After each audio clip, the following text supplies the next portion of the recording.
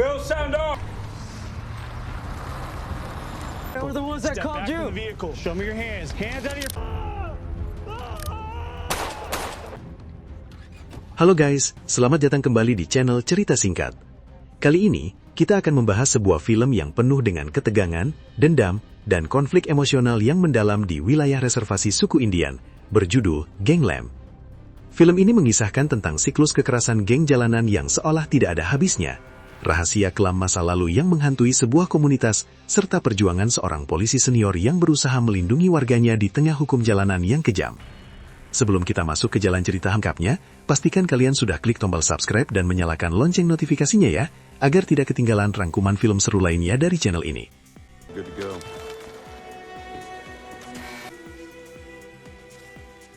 Cerita diawali di sebuah area hutan tempat sekelompok pemuda sedang bermain perang-perangan paintball.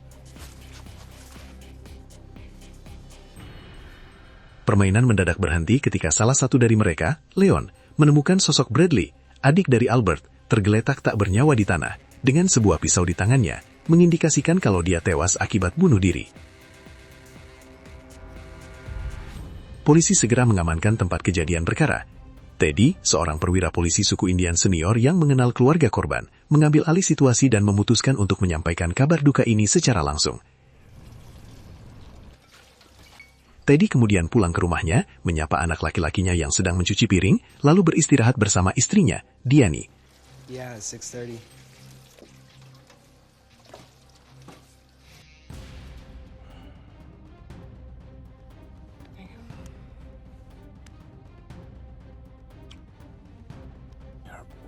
Lalu mengenang masa lalu lewat foto-foto lama di ruangan lain.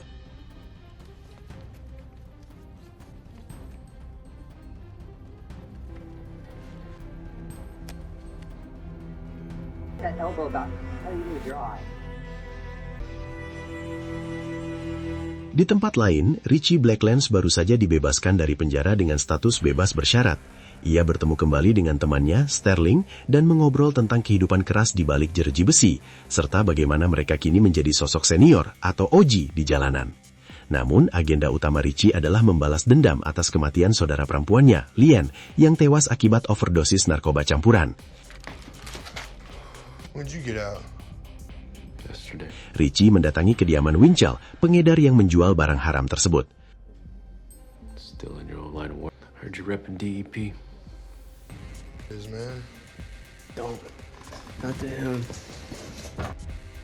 Meskipun Winchell memohon ampun dan mengaku dipaksa oleh kelompok lain, Richie tanpa ampun menghabisinya dengan parang. You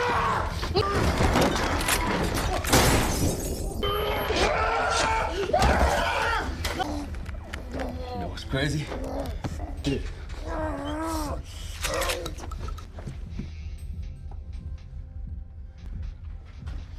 Saat melarikan diri, Richie berpapasan dengan seorang polisi muda yang baru tiba di lokasi. Tanpa ragu, Richie menembak polisi tersebut hingga tewas, dan kemudian membakar kendaraannya untuk menghilangkan jejak.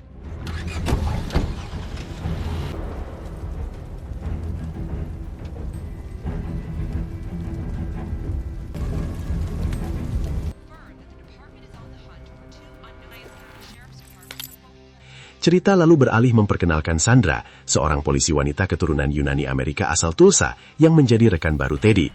Mereka berdua mulai berpatroli bersama, menyusuri jalanan wilayah adat, di mana Teddy mulai menjelaskan kerasnya realitas kepolisian di area reservasi tersebut. What is that, Italian? You Well, we're all just squad. Indian male! Running northbound! Tomahawk! Relax, Toto.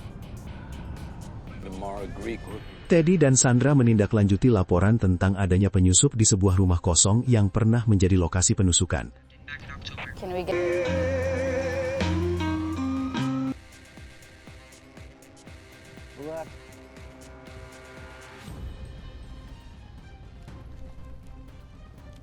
Di sana, mereka berhasil memojokkan dua anggota geng Buddha bernama Sammy dan Jordy P.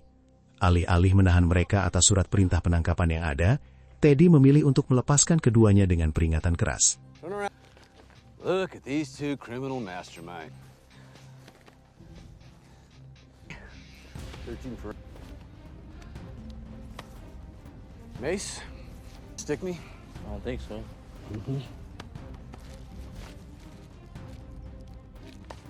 You know what I just did? Hey, keep your hands out of your pockets. Stabbing some IBN loser or potentially one of these. No, we're not doing that.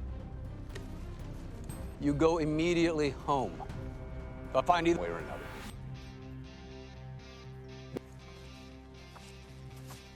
Kepada Sandra yang merasa bingung, Teddy menjelaskan bahwa tugas polisi di wilayah ini lebih berfokus pada penyelesaian masalah sementara dan pemanfaatan relasi ketimbang sekedar melakukan penangkapan formal.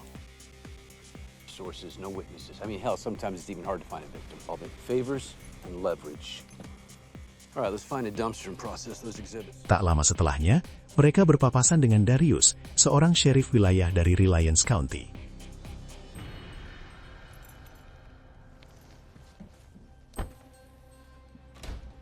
My partner's definitely a character. You know. Keesokan harinya, Sandra menyempatkan Derry menelpon ibunya untuk menanyakan kabar ayahnya. It's fine. I know he's busy. Maybe tomorrow. Sementara itu, Teddy menghadiri upacara pemakaman tradisional suku Indian untuk Bradley. So much. You've raised and guided our kids in this house about their troubles. You were the... So, please believe me. We all weep. Suasana duka tersebut sempat terusik oleh kedatangan Luke Spencer, pemimpin geng saingan yang ingin memberikan penghormatan terakhir. Namun ia segera diminta pergi oleh Chelsea, nenek dari Bradley. I feel lost. Bradley was a good kid.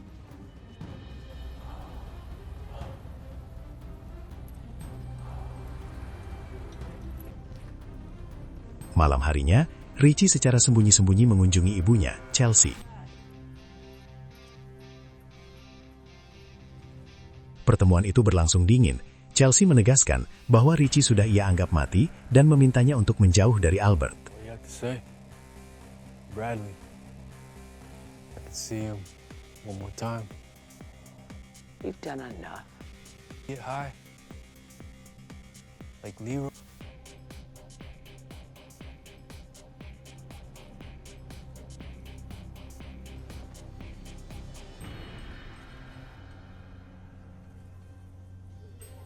Saat kembali berpatroli, Teddy dan Sandra menemukan seorang anggota geng yang dikurung di dalam bagasi mobil akibat perselisihan dengan tokoh lokal bernama Bull.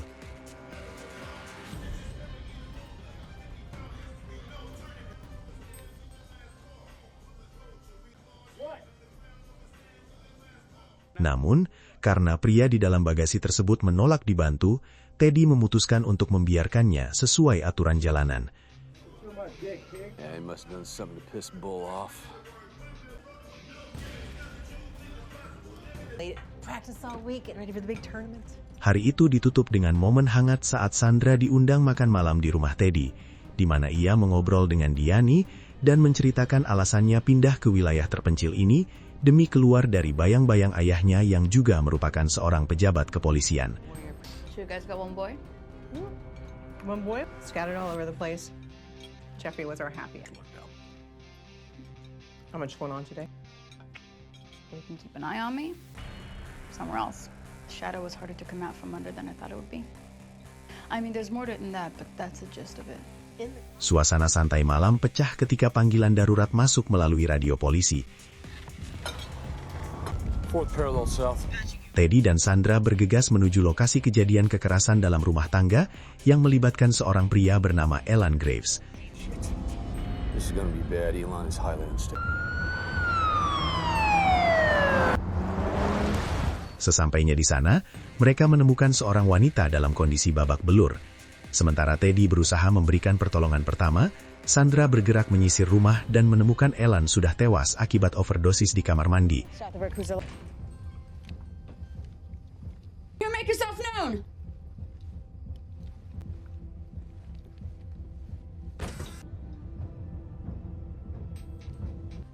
Menyisakan dua anak lelaki yang ketakutan di dalam kamar, yang kemudian ditenangkan oleh Sandra.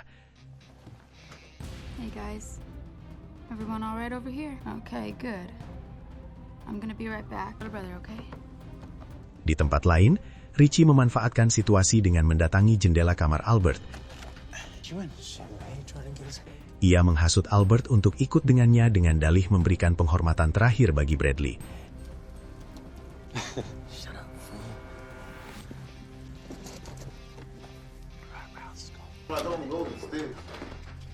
Alih-alih pergi ke pemakaman, Richie membawa Albert ke markas kelompok mereka untuk menjalani ritual inisiasi geng Indian Blood Nation, IBN. I know my nephew, Albert. I knew your brother. He was a strong native.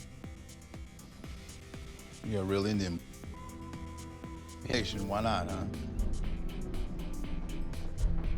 Well, then.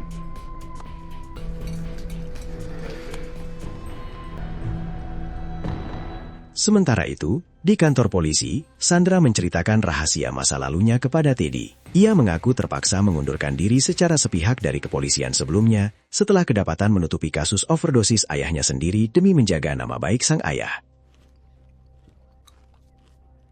Needle? Yep. So I've heard. Good for him or for your father?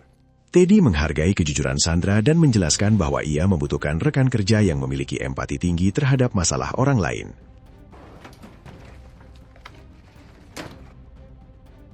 There's more to someone than what they put on a...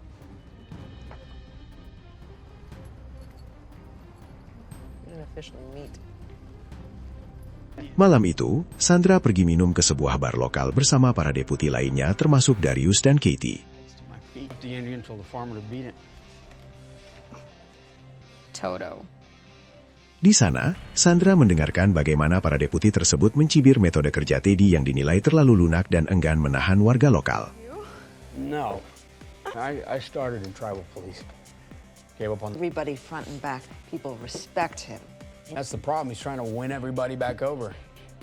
Sandra dan Teddy berkunjung ke rumah Chelsea, yang kini menampung anak-anak yatim piatu peninggalan mendiang Ellen Graves.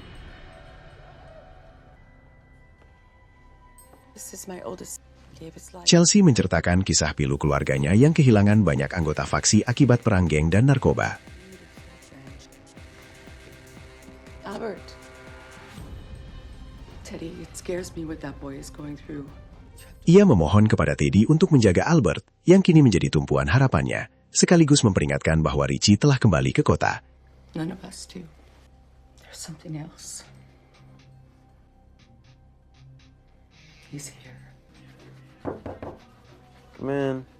Di sela kunjungan tersebut, Albert sempat mengobrol singkat dengan Sandra. Really? Albert sempat memperlihatkan seragam kadet lama milik pemuda itu. Teddy is searching for sure. Yes. You too. What? Why not? Panggilan radio kemudian mengarahkan Teddy dan Sandra ke gedung pusat komunitas yang terbengkalai, yang dahulu dikenal sebagai The Clubhouse.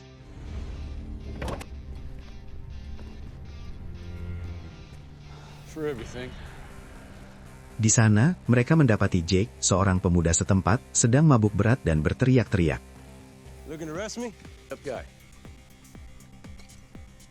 The fetus too? Now, Jake. There's no need for that. I ain't out there. Setelah Teddy berhasil menenangkan dan membawanya pulang, ia menceritakan sejarah kelam tempat tersebut kepada Sandra. Dahulu, tempat itu merupakan pusat kegiatan pemuda yang dipimpin oleh seorang pelatih bernama Leslie West. Namun, sang pelatih ternyata merupakan seorang pelaku kekerasan seksual yang menyasar belasan anak lelaki di sana, termasuk Bradley. Setelah kedoknya terbongkar dan sempat ditahan, pelatih tersebut tewas bunuh diri. Kejadian tragis ini menghancurkan program kepemudaan yang ada dan mendorong anak-anak di wilayah tersebut kembali terjerumus ke dalam lingkaran hitam geng jalanan.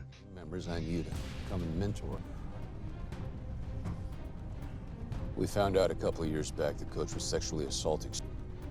Who knows how many haven't? Out of shame. Kids up north started speaking up too.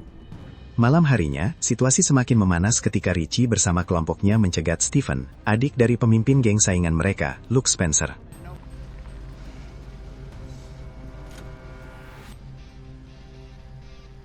Demi membuktikan kesetiaannya pada geng, Richie memaksa Albert untuk menusuk Stephen. Di bawah tekanan yang hebat, Albert akhirnya mendaratkan satu tusukan ke tubuh Stephen sebelum akhirnya menjatuhkan pisau tersebut karena tidak tega. Shut the fuck up.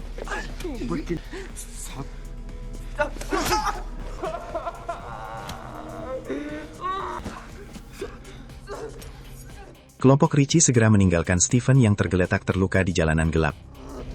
Fuck DEP! Been banging. Hey, we gotta go. Yeah. Oh, your friend's likely gonna die. Setelah peristiwa penusukan Stephen, suasana di lokasi kejadian menjadi sangat tegang. Para medis segera mengevakuasi Stephen yang terluka parah ke rumah sakit, sementara polisi menginterogasi Nathan yang berada di lokasi. Looks like I don't know, but it sounds like Richie's back in town though. He was the Nathan akhirnya mengaku bahwa Albert yang melakukan penusukan tersebut karena dipaksa oleh Richie yang memegangi korban.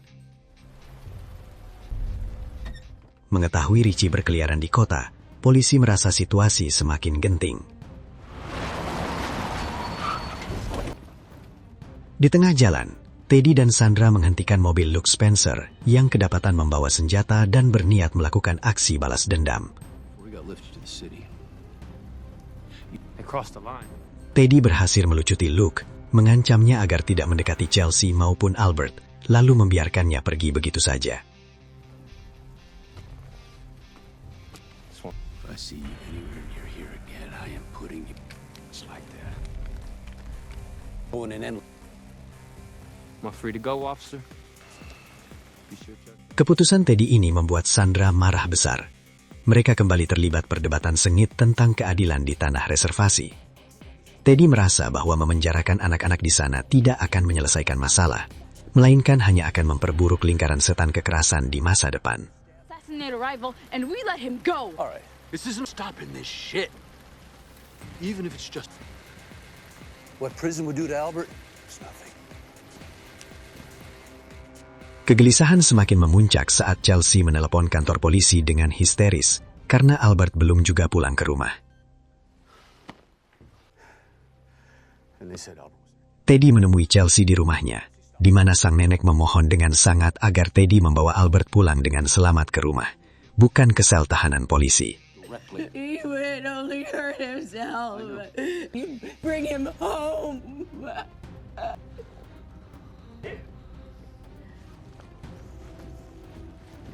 Sementara itu, tim Deputi County yang dipimpin oleh Darius mengambil tindakan sendiri tanpa koordinasi.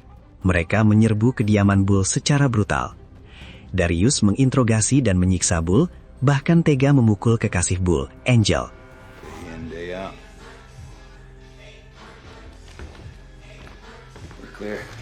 Di tempat tersebut, mereka juga berhasil menangkap Sterling Gambler yang sempat mencoba mengelabui petugas dengan menggunakan identitas palsu. Where are you from, Simon Ambrose? Yep. He's not fit for a child. Sterling Gambler. Hey! Health and obstruction. Sorry about you, man. The drunk gangbangers with her are usually getting bugged. Oh, no, you didn't just hit me. Is that all you got, Spring?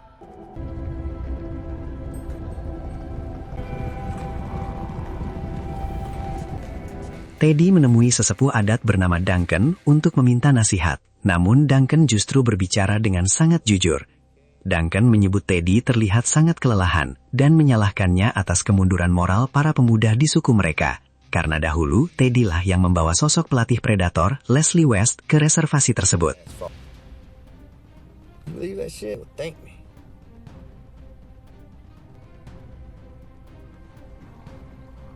Don't move. My God. It's a lot.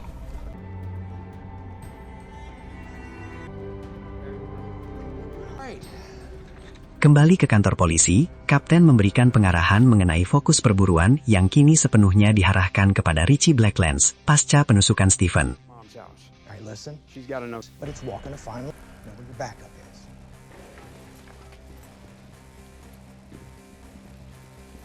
I already know what you're gonna say. Honestly, if this whole thing gets wrapped... Di dalam sel tahanan, Teddy melihat Angel dalam kondisi babak belur akibat penyerbuan deputi sebelumnya. She's gonna be sitting pretty until her bail hearing tomorrow. Merasa iba sekaligus butuh petunjuk, Teddy berjanji akan membantu melindungi Angel asalkan wanita itu mau memberitahu tempat persembunyian Richie dan Albert. Angel yang emosional akhirnya luluh dan membocorkan bahwa mereka berada di The Clubhouse, gedung komunitas lama yang kini terbengkalai.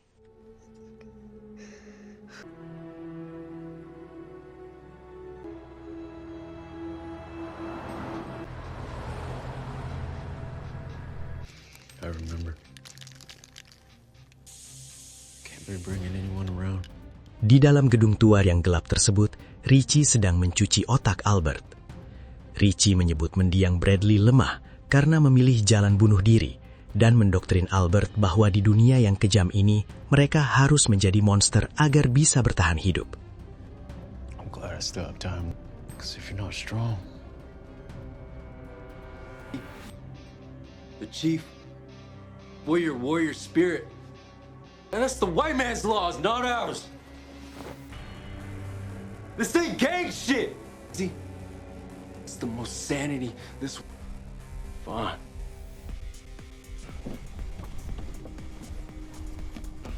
Teddy dan Sandra segera meluncur ke lokasi dengan mengenakan rompi anti peluru dan membawa senjata lengkap dari bagasi. Teddy memperingatkan Sandra dengan sangat serius agar tidak ragu menembak Richie demi keselamatan mereka sendiri, karena pria itu sangat berbahaya.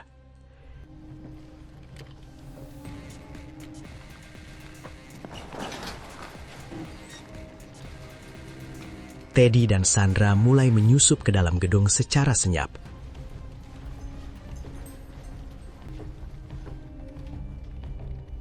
Yeah, starving, actually. Say.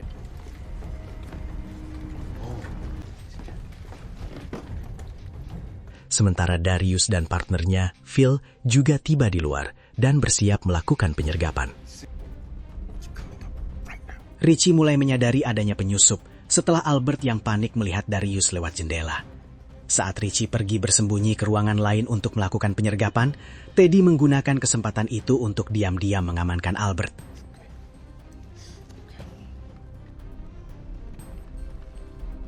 Gak lama kemudian, Darius dan Phil merangsek masuk ke dalam ruangan. Richie yang cerdik langsung melakukan penyergapan mendadak. Ia menembak Phil dan dengan cepat mengarahkan tembakan ke kepala Darius hingga tewas seketika di tempat.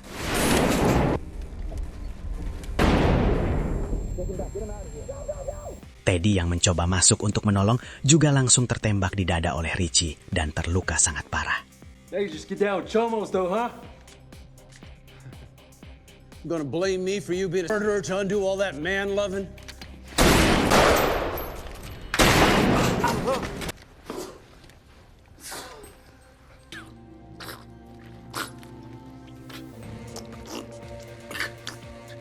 Sandra segera mengamankan Albert demi keselamatannya dengan memborgol tangan pemuda itu ke pipa di sebuah ruangan terisolasi, lalu dengan panik meminta bantuan darurat lewat radio polisi. If you come in here, might as well get the fuck out of here!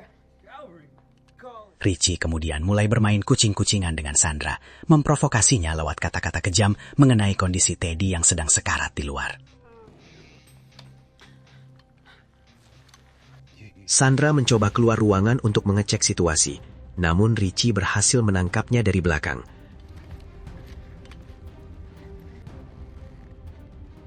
Perkelahian fisik yang brutal pun tak terhindarkan, hingga Richie mulai mencekik leher Sandra sampai ia hampir kehilangan kesadaran.